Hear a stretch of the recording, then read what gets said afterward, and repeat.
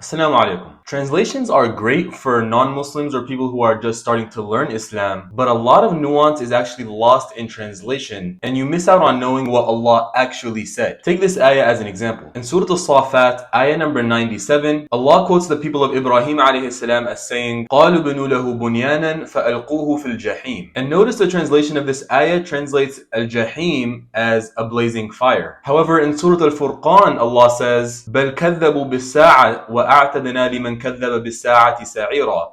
And notice how the translation here also translated the word sa'iran as a blazing fire as well. Now, what's the issue here? Well, Allah uses two different words and yet the translation is translating them as the same. Now, this would lead the English reader to miss out on some of the nuances between the two words and why Allah chose one instead of the other. Now, do the translators do this on purpose? Do they have some evil intent to misguide the English readers and make them not really understand what Allah actually said? No, of course not. They do this not because they want to, but because it's inevitable. Whenever you're translating from Arabic to any other language, that some of the meaning is going to be lost. And that's just a fact of translations. The job of the translator is to simply try their best. And they spend hours and hours working on these translations. However, even after all that effort, even they know that their translations are limited and some of the meaning is lost when they translated it, no matter how good the translation is. The Arabic learner, on the other hand, has the skills to be able to identify what is the difference and the nuances between these two words. And if he doesn't know, he has the skills to find out. I actually already made a short on these two words specifically and saying the difference between them and the nuances between them. So you can go check that out. However, I am going to go over it briefly here just so you can see the beauty of why did Allah choose one word in one situation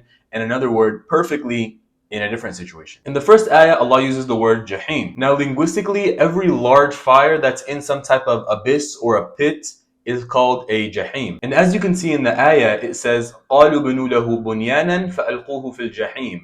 They said, build for him a structure or a furnace or something and throw him into al-jahim.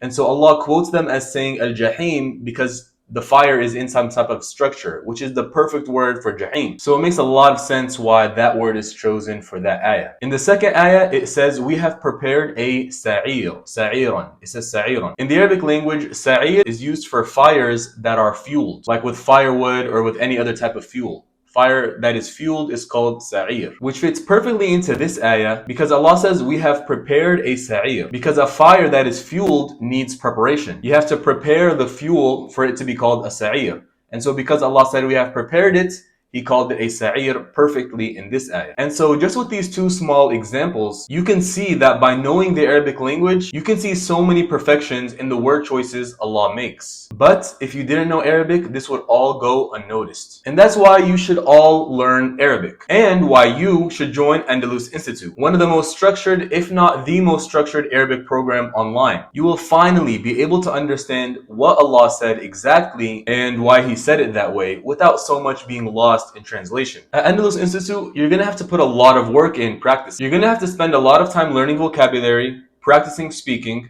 learning new grammar rules, but at the end of it, you'll know Arabic. I hope to see you all there. Assalamu alaikum wa rahmatullahi wa barakatuh.